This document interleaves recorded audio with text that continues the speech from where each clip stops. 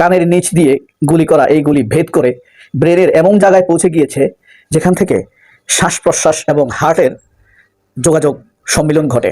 মুহূর্তে তিনি এভারকেয়ার হাসপাতালে আছেন, কিন্তু অন্তত 2 জন চিকিৎসকের মতামত আমরা বিশ্লেষণ করে দেখেছি যে তার অবস্থা একেবারেই ভালো নয়, অর্থাৎ তার বাঁচার সম্ভাবনা শূন্যের কাছাকাছি। এরকম অবস্থাতে প্রশ্ন জাগতেই পারে যে হাদি কি বেঁচে আছেন নাকি তাকে যন্ত্র বাঁচিয়ে রাখার চেষ্টা করছে। চিকিৎসকরা যখন চিকিৎসা বিজ্ঞানের বাইরে গিয়ে বলেন যে একমাত্র মহান আল্লাহই পারেন এই ব্যাপারে সিদ্ধান্ত নিতে, তখন বোঝাই যায় যে চিকিৎসা বিজ্ঞান এখানে পুরোপুরি ব্যর্থ। অর্থাৎ একমাত্র সৃষ্টিকর্তার মিরাকেল ছাড়া শরীফ ওসমান হাদির ফিরে আসাটা খুবই কঠিন হয়ে দাঁড়িয়েছে। কোন কোন চিকিৎসকের কথা বলছি সেগুলো যেমন আলোচনা করব, তেমনি হাদিকে যারা মেরেছে সেই ব্যাপারে গোয়েন্দা পুলিশ বেশ খানিকটা অগ্রসর হয়েছে।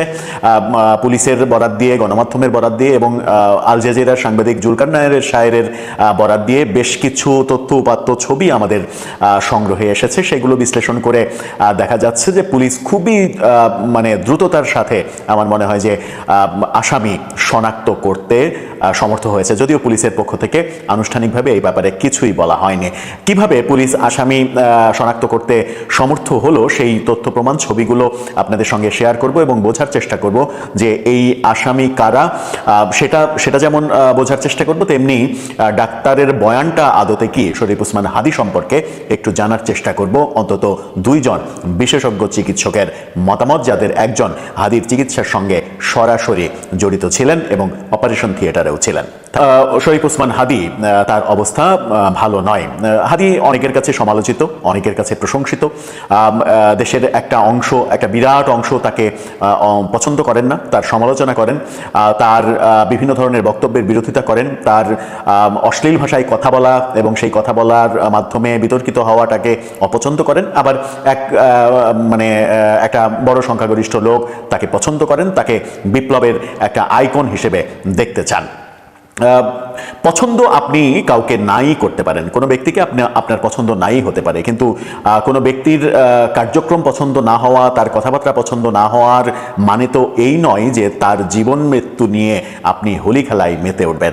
এখানে প্রশ্ন উঠেছে যে হাদিকে মেরে লাভ টাকার, এটা তো রাজনীতি, অবশ্যই রাজনীতি, কিন্তু সেই রাজনীতির মাঠে হাদিকে মারলে লাভ টাকার। অনেকে বলছেন যে বিএনপির প্রার্থী মির্জা আব্বাসের লাভ, যেহেতু ঢাকা 8 আসনে হাদি তার প্রতিদ্বন্দ্বী, কিন্তু ঢাকা 8 আসনে হাদি মির্জা আব্বাসের কি এমন প্রতিদ্বন্দ্বী যে মির্জা আব্বাস ভয় পাবেন হাদি তাকে হারিয়ে দেবে?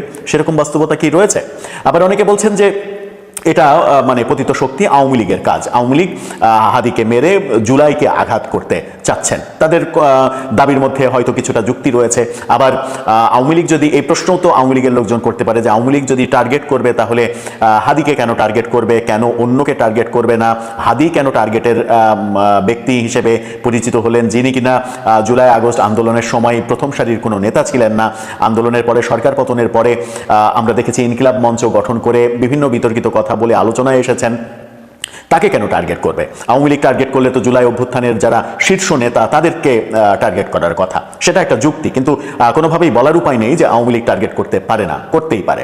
আবার অনেকে বলছেন যে ঢাকা 8 আসনে নির্বাচন করার কথা চলছে ডাকসুর ভিপি সাদিক কায়েমের, শিবিরের পক্ষ থেকে জামাত তাকে প্রার্থী করবেন এবং মির্জা আব্বাসের সঙ্গে প্রতিদ্বন্দ্বিতা যেন জমিয়ে তুলতে পারেন সেই কারণে তাকে প্রার্থী করা হবে। তো একই আসনে ওসমান হাদি তিনিও প্রার্থী, সাদিক কায়েম চাইছেন যে তার পথের কাঁটাটাকে সরিয়ে দিতে। এরকম কথা বলার লোকেরও কিন্তু অভাব নেই, কিন্তু কোনো আলোচনারই আদতে কোনো বাস্তবিক ভিত্তি নেই। প্রতিটা রাজনৈতিক পক্ষ নিজেদের মতো করে আলোচনা তৈরি করার চেষ্টা করছেন, যেগুলো এই সময় অন্তত খুবই অনুচিত কাজ। যখন শরীফ ওসমান হাদির শারীরিক অবস্থা নিয়ে ডাক্তার বলছেন যে তার বাঁচার কোনো সম্ভাবনা তারা দেখছেন না একমাত্র সৃষ্টিকর্তার মিরাকেল ছাড়া। ডাক্তার সাকলাইন, সামাজিক যোগাযোগ মাধ্যমেও এই ডাক্তার সাকলাইন রাসেল, তিনি খুবই জনপ্রিয়। তিনি ফেসবুক পোস্টে যেটা জানিয়েছেন, তার পোস্ট আপনারা দেখে নিতে পারেন। তিনি লিখেছেন, হাদি ভালো নেই, জীবনের কঠিনতম সময় পার করছেন তিনি, মস্তিষ্কের খুবই ঝুঁকিপূর্ণ স্থানে গুলিবিদ্ধ হয়েছেন, ভরসা কেবলমাত্র আল্লাহ পাক, চিকিৎসকরা যুদ্ধ করছেন, আমাদের দোয়া ছাড়া কিছুই করার নাই। একজন ডাক্তার যখন এরকম বক্তব্য দেন তখন খুব সহজেই বোঝা যায় যে বাস্তবতাটা কি। আবার যদি আমরা মানে হাদির আসামি মানে যারা তাকে মারলো সেই আলোচনার আগে একটু আমরা তার শারীরিক ব্যাপার নিয়ে আলোচনা করতে চাই।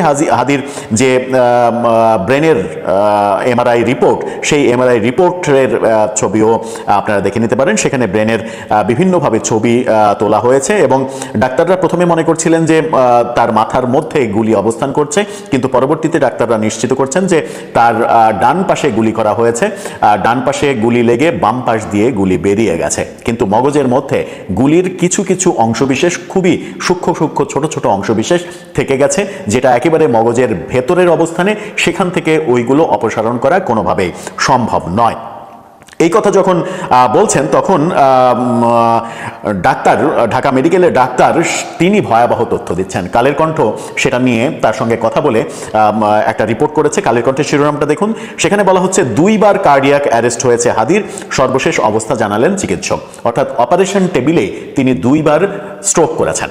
এটা কিন্তু একটা ভয়াবহ ব্যাপার এবং সেই স্ট্রোকের ফলে তার রক্তক্ষরণ হয়েছে এবং প্রচণ্ড রক্তক্ষরণ হয়েছে।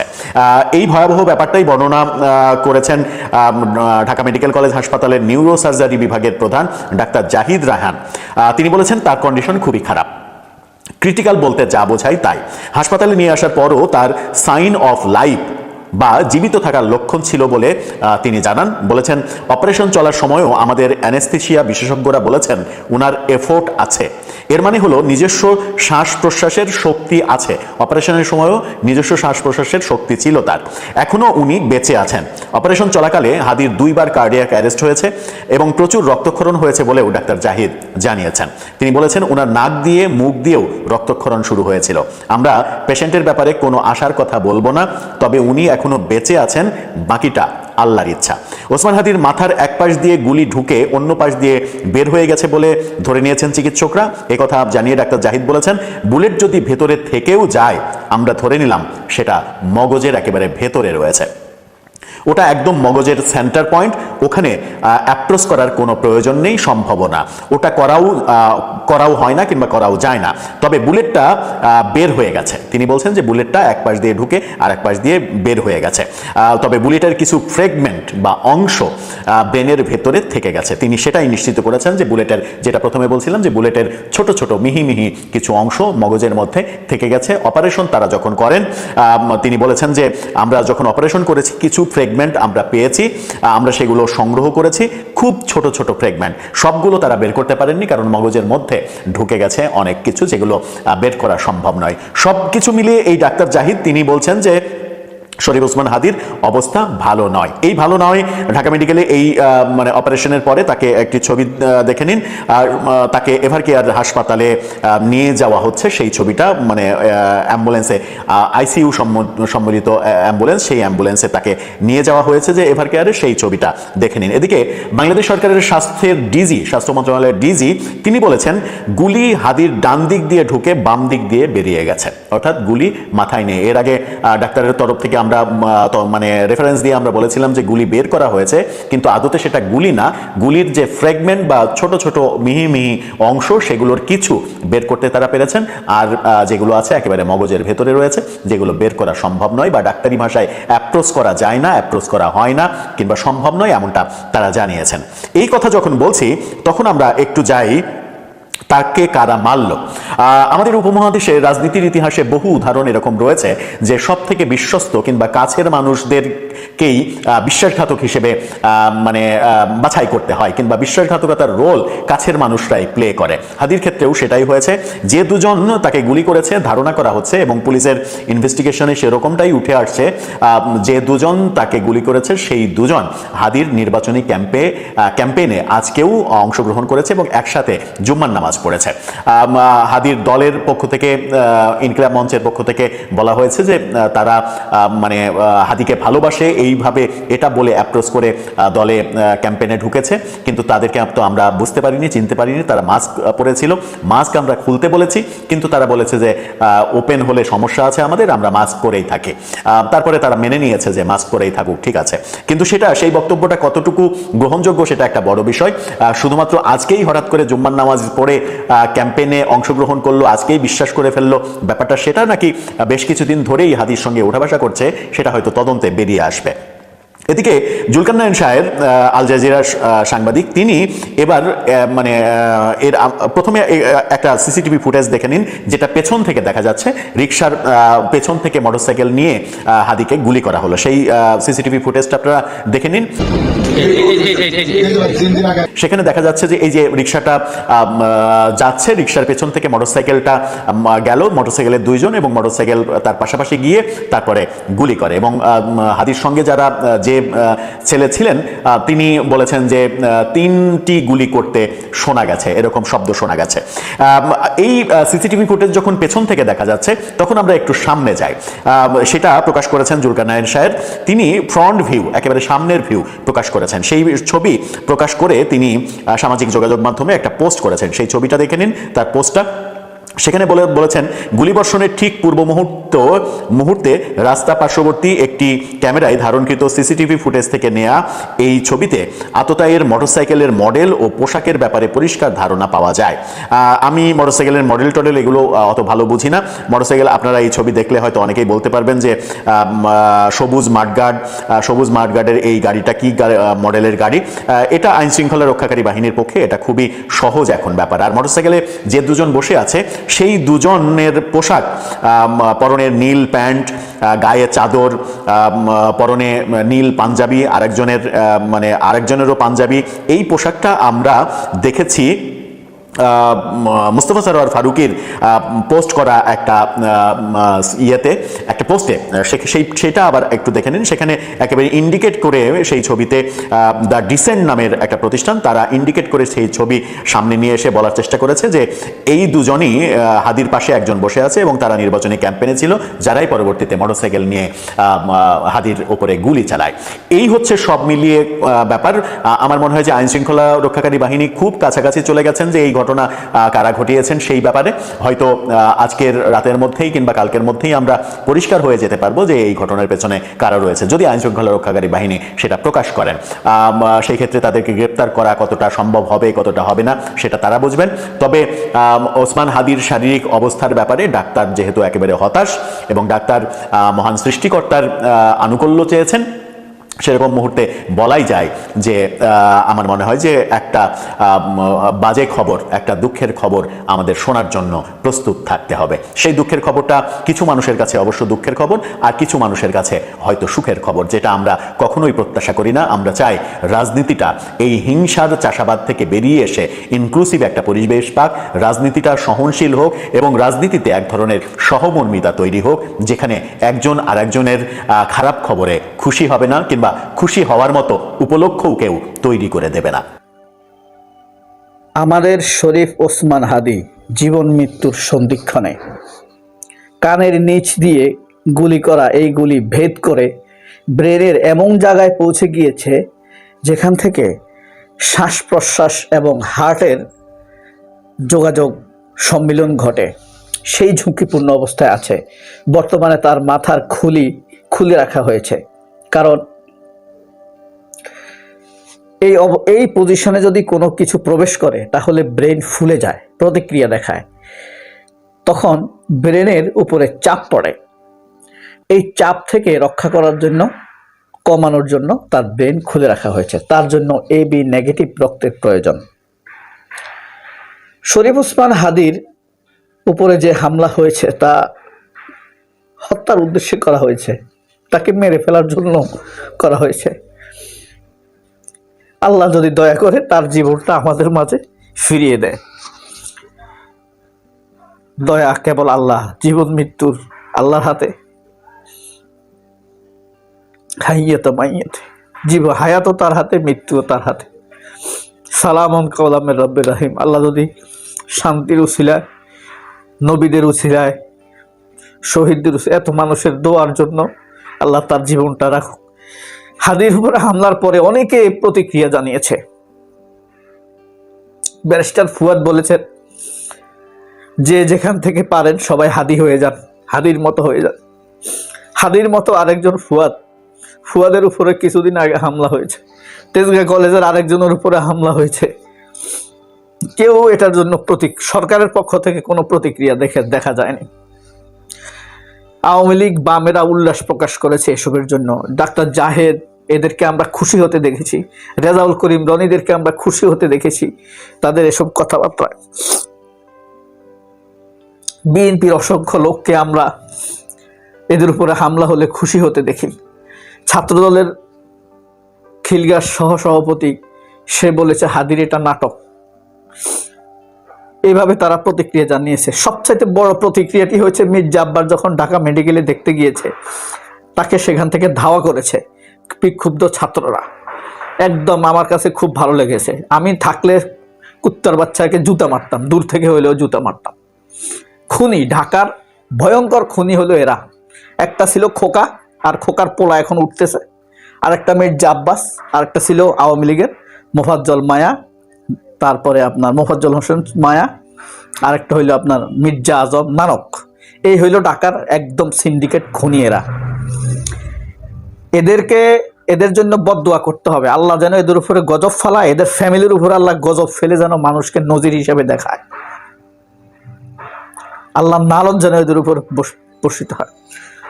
এবং বাংলা এডিশন ব্যতীত আর কেউ সিম্পেথেটিক নিউজ করেনি, এবং দৈনিক আমার দেশ নয়া দিগন্ত ছাড়া বামপন্থী এবং ফ্যাসিবাদী কালের সকল সাংবাদিক এই হামলায় খুশি হয়েছে। এই মর্মেই ফেসবুক স্ট্যাটাস দিয়েছে, দুই একটা দেখানো ব্যতিক্রম ব্যতীত সবগুলা খুশি। পান্না বলেন, আপনার এই মাসুদ কামাল বলেন, এরা সব খুশি। আপনার উদিসা ইসলাম আমি ইচ্ছা করে ঘেটে ঘেটে দেখছি এরা কি প্রকাশ করেছে।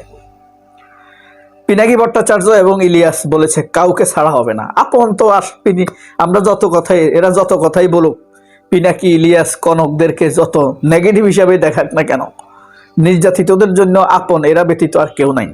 ইলিয়াস, কনক এরাই এই জুলাই আন্দোলনের আপন। এই মাহমুদুর রহমান, কনক সারোয়ার, ইলিয়াস, আলফাজ আনাম এরাই আপন। তবে এই হামলা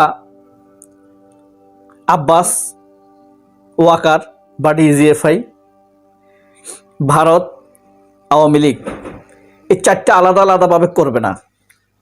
এই চারটা লোকই জানে, মির্জা আব্বাসও জানে, এই ওয়াকারও জানে, ভারতের অত জানেই, এবং এই আওয়ামী লীগও জানে। এবং ডালটন, সুভাত বর্তু ডালটন নামের এক লোক লিস্ট প্রকাশ করেছে যে সবার আগে হাদিকে মারতে হবে। এই গতকালকে এই পিনাকি ইলিয়াস ব্যতীত কনক, আমার দেশ নয়াদিগন্ত তাও আমি ধরি না। সবচাইতে আমার বিরক্ত লাগছে জামায়াতের আমিরের প্রতিক্রিয়া। খুব বিরক্ত হয়েছি আমি। এত আপনার কাইসাইল বাইসাইল করার লাগবে না, আপনার এত ভং দেখানোর দরকার নেই। আপনি বলবেন যে আমি হামলার নিন্দা জানাই, তীব্র প্রতিক্রিয়া দেখাবেন।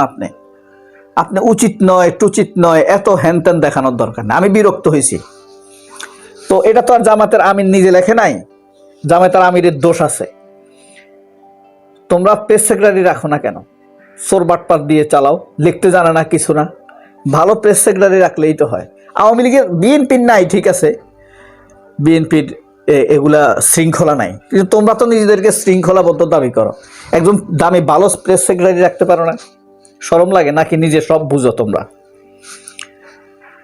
আমি এই কারণে বললাম যে এটা বলার দরকার নাই। আহমদুল্লাহ হুজুর আরো ভালো প্রতিক্রিয়া জানাইছে, উদ্বেগ প্রকাশ করেছেন, নিন্দা জানিয়েছেন। আহমদুল্লাহ হুজুর সহজ সরল ভাবে বলেছেন এরা ওই বুদ্ধিজীবী দেখাইতে গিয়া, মানে বেশি উপরে উঠাইতে গিয়া এই সেনাবাহিনীর দোষ দেওয়া যাবে না, এর ভারতের বিরুদ্ধে কিছু বলা যাবে না, এই ধরনের ভংসং ধরতে গিয়া এলোমেলো করে ফেলে, আসল বক্তব্য বলতে পারে না। হাদির জন্য যে দরদ আছে এটাই আমি বুঝি নাই। তার ওই স্ট্যাটাসে আমি হাদির জন্য দরদটা বুঝি নাই। যাই হোক, আরো চমৎকার আন্তরিকতাপূর্ণ প্রতিক্রিয়া জানিয়েছে শেহরিন আমিন ভুঁইয়া মনামি। তিনি তার বাবার মৃত্যুর ঘটনা টানছেন, টেনে বলছেন অন্তত আমরা এইভাবে দোয়া করতে পারি। একজন আধুনিক মনা, যাদেরকে আমরা মানে আলট্রা মডার্ন মনে করি, সেই একজন মানুষ বলছে যে আল্লাহর কাছে এইভাবে দোয়া করো। এমনকি তার আমলটা আমি করছি। তার প্রতিক্রিয়াটা ছিল খুবই আন্তরিক। কিন্তু আমার কাছে আশ্চর্য লাগে এই যে ডাক্তার জাহেদ টাইপের যারা আছে,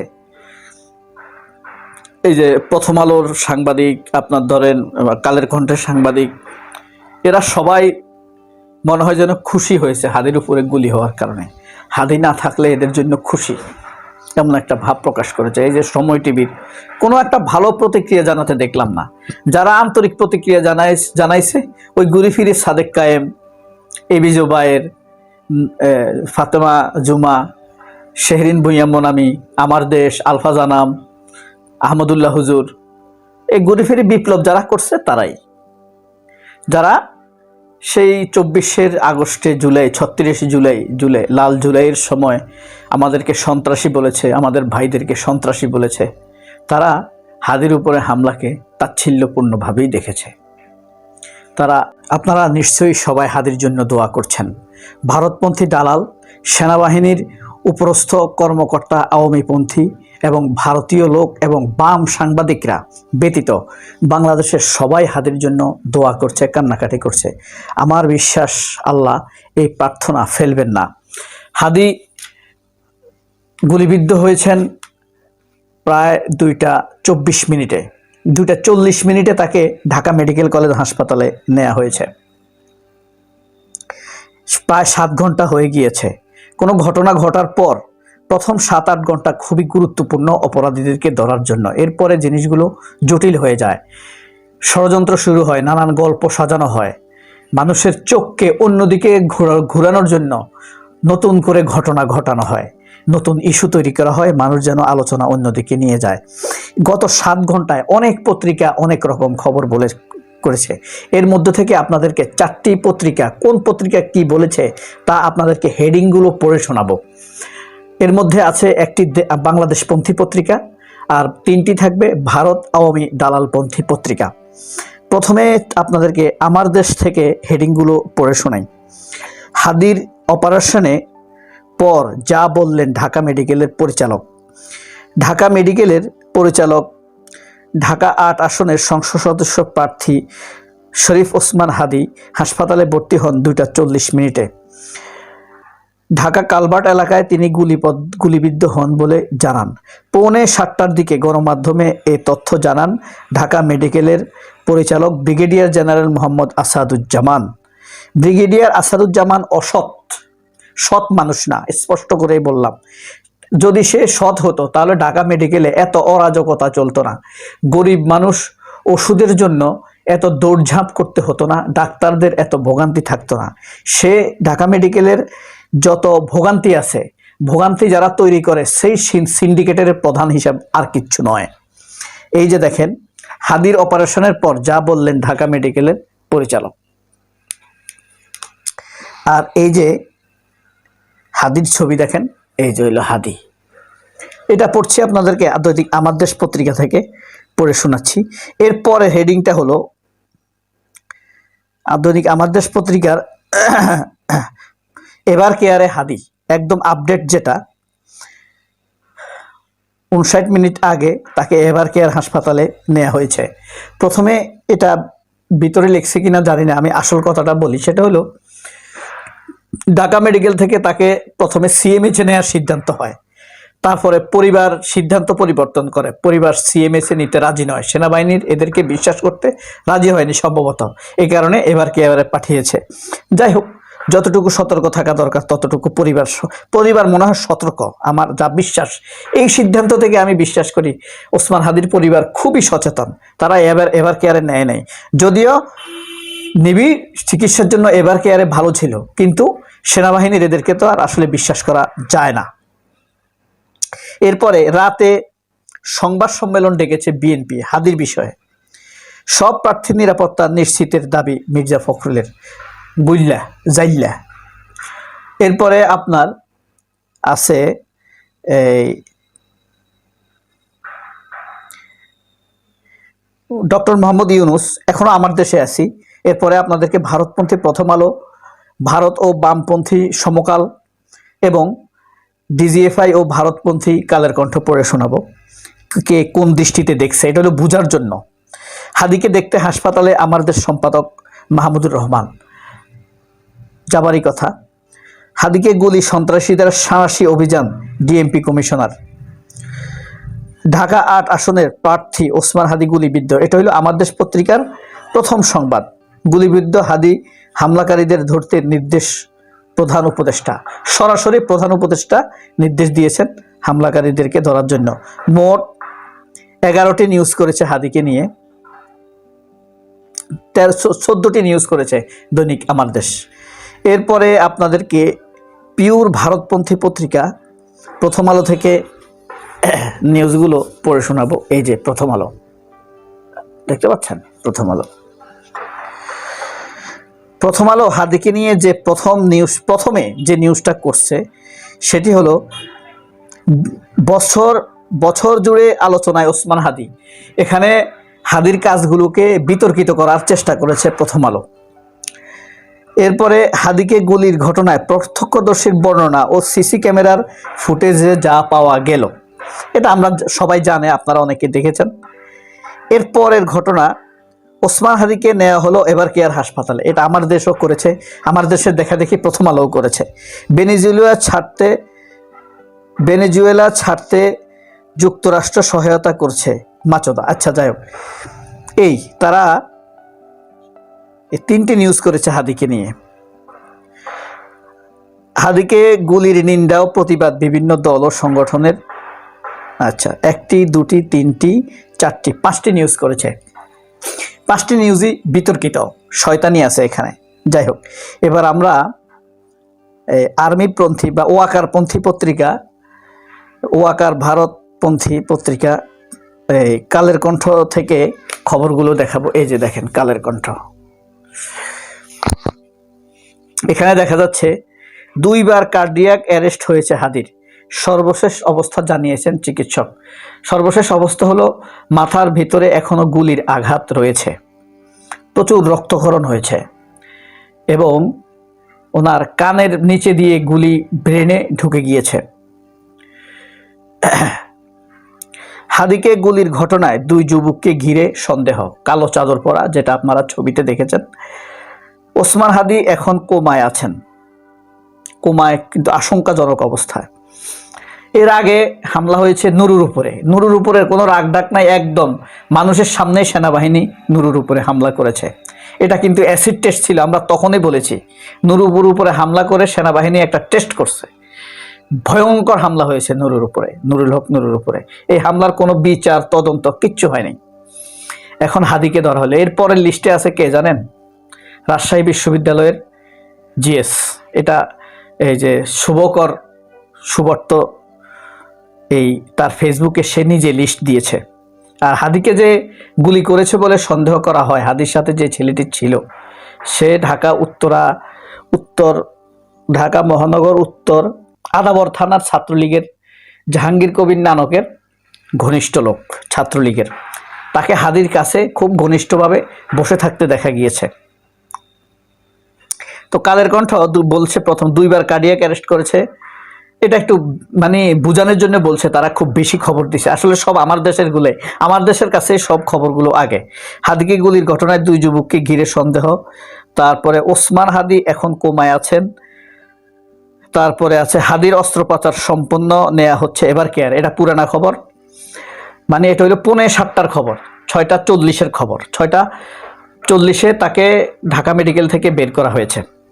বসুন্ধরা পাবলিক, হাদির সাথে সরাসরি আছেন আমাদের বাংলাদেশের আলী হাসান জুনায়েদ, বাংলাদেশের প্রেসিডেন্ট বা চেয়ারম্যান সভাপতি Ali Hasan Junaid. Bashundhara public school and কলেজের শিশু, আচ্ছা, ডিএমপির কমিশনার ওসমান হাদিকে গুলি করা সন্ত্রাসীদের ধরতে সাঁড়াশি অভিযান শুরু। কালের কণ্ঠ অনেকগুলো নিউজ করেছে। কালের কণ্ঠ কিন্তু ভারতীয় শক্তির এমবেসি এবং আর্মির নির্দেশেই নিউজ করে। হাদির মাথায় গুলি ঢুকে বেরিয়ে গেছে চিকিৎসক। কি ভয়ঙ্কর ব্যাপার, বুঝতে পারছেন? মোহামেডান, আচ্ছা, ওসমান হাদি লাইফ সাপোর্টে, এখনো গুলি বের করা যায়নি। এটাও পুরানা খবর। জরুরি সংবাদ সম্মেলন বিএনপির, এটাও পুরানা খবর, সে আমার দেশ থেকে নেয়া। তারা 7টি নিউজ করেছে। এবার সমকাল দেখেন, একদম পিওর ভারতীয়, একদম আদর্শিক বামদের পত্রিকা। এখানে কোনো মানুষই, নামাজি কোনো মানুষ চাকরি পাবে না। প্রথম আলোর চেয়ে কম না কিন্তু সমকাল। সমকাল কার জানেন?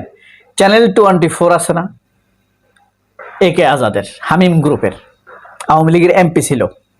আচ্ছা, হাদিকে ঢাকা মেডিকেল থেকে এবার কেড়ে নেওয়া হয়েছে, সে আমার দেশের খবর। ওসমান হাদিকে গুলি হামলাকারীর 24 ঘন্টার মধ্যে গ্রেপ্তারের দাবি, এই দাবি করেছে নাহিদ ইসলাম। এটা নাহিদের নাম লেখে নাই, এরা শয়তান আসলে, ঠিক আছে। হাদিকে গুলি নির্বাচন বানচালের চক্রান্তের অংশ জামায়াত। আচ্ছা, এরা মাথায় বুলেট, লাইফ সাপোর্টে হাদি, ঢাকা মেডিকেলের পরিচালক। পুরানা খবর, হাদির অযোগ্যতা ও নির্বাচনী ব্যয় নিয়ে প্রার্থীর, আচ্ছা এটা হাদির না, হাদিকে গুলি নির্বাচন বানচালের চক্রান্ত জামাত। 6টি নিউজ করেছে সমকাল। এই অন্যান্য পত্রিকাও হয়তো করবে। নয়া দিগন্তর খবরটা দেখাতে পারলে ভালো হইতো, নয়া দিগন্ত আসলে কিভাবে খবর করেছে। যাই হোক, এই ছিল হাদিকে নিয়ে বিভিন্ন পত্রিকা, কোন পত্রিকা কি বললো সেই খবর। অনেক ভালো থাকবেন, আল্লাহ হাফেজ।